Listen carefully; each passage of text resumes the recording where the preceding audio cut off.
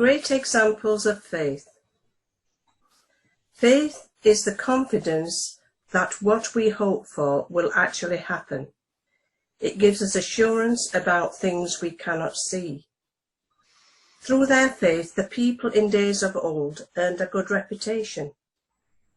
By faith, we understand that the entire universe was formed at God's command, that what we now see did not come from anything that can be seen. It was by faith that Abel brought a more acceptable offering to God than Cain did. Abel's offering gave evidence that he was a righteous man, and God showed his approval of his gifts. Although Abel is long dead, he still speaks to us by his example of faith. It was by faith that Enoch was taken up to heaven without dying. He disappeared because God took him. For before he was taken up, he was known as a person who pleased God. And it is impossible to please God without faith. Anyone who wants to come to him must believe that God exists and that he rewards those who sincerely seek him. It was by faith that Noah built a large boat to save his family from the flood. He obeyed God, who warned him about these things that had never happened before.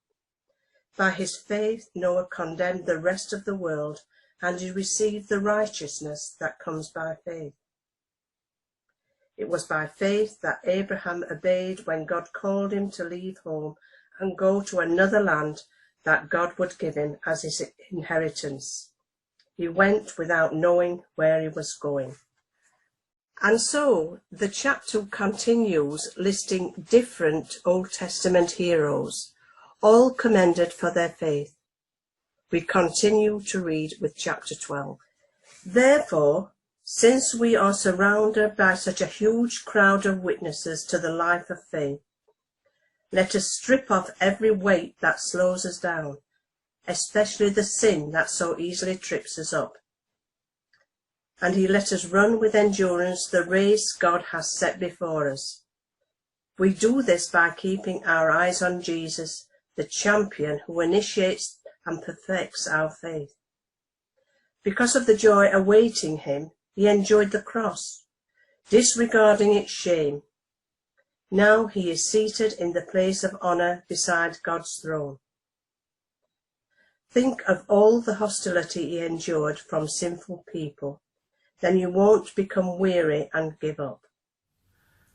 Back in the day, our children used to love watching a cartoon series on TV called Story Keepers. It was written by Brian Brown, a Methodist minister. And it was all about the adventures of a Jewish family who were part of the early church, at the time persecuted by Roman authorities and so meeting in secret.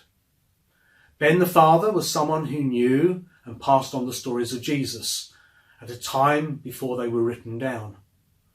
And each episode featured different stories of Jesus, but also the adventures of the family, the children and their friends in lessons of life and their near scrapes with the Roman army.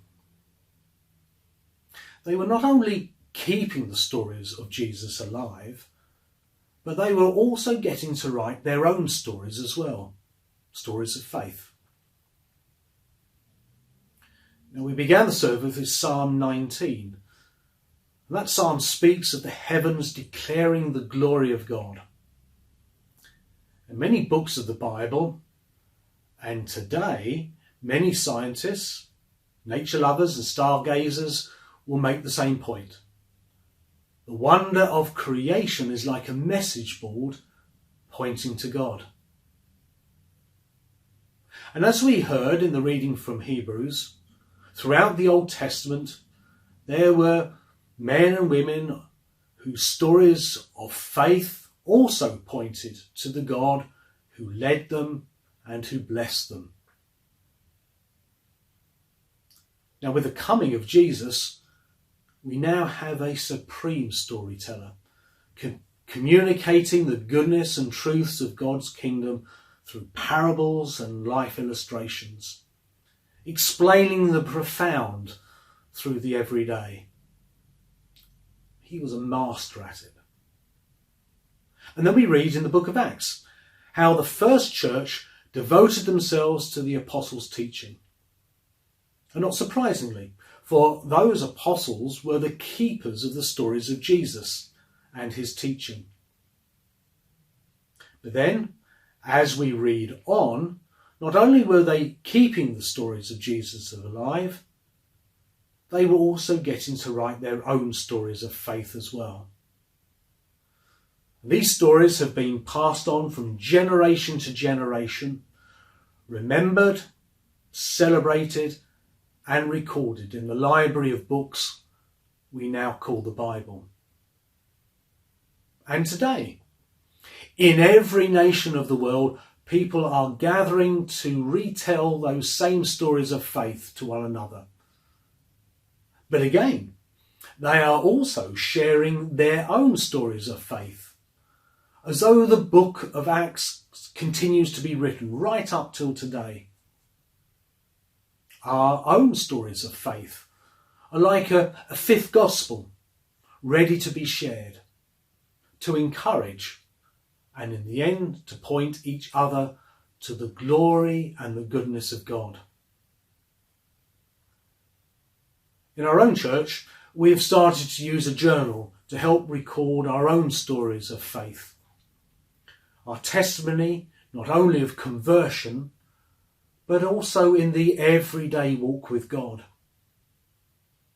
And as we do so, it's worth remembering that as we read back through the book of Acts, back through the Gospels and the prophets and the books of the Old Testament, that there you will find not only stories of great faith, but also their stories of failure and mistakes too.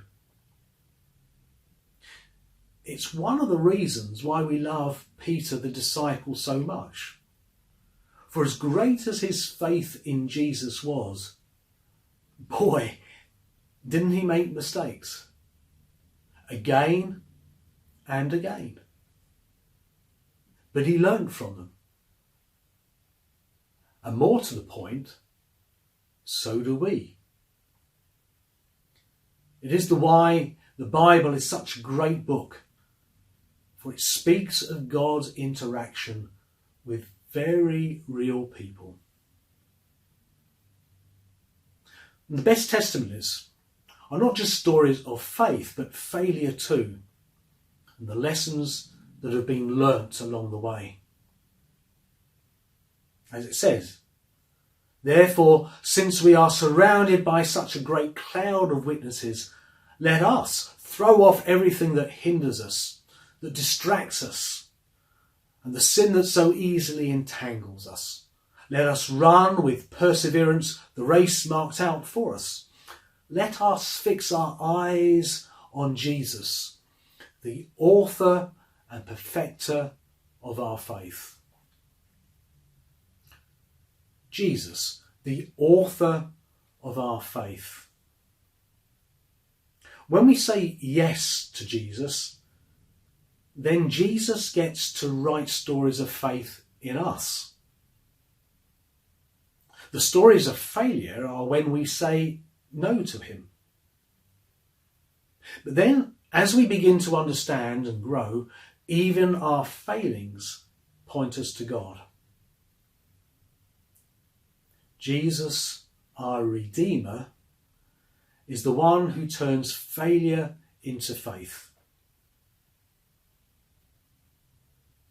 But until we have learned to say yes to Jesus, we cannot expect him to write great stories of faith in us. Perhaps for you, like many in this lockdown, you have had a chance to read more of your Bible and to pray. Perhaps like me, you have read the testimonies of others, their stories of faith and failure. Perhaps you have browsed the internet and picked up on current stories of faith, or listened to others in your church. I trust you have been encouraged and blessed. But now, why not encourage and bless someone else with your own stories of faith and failure. And like those great witnesses, learn to say yes to Jesus, the author and perfecter of our faith. Don't just be a story keeper, but become a storyteller as well.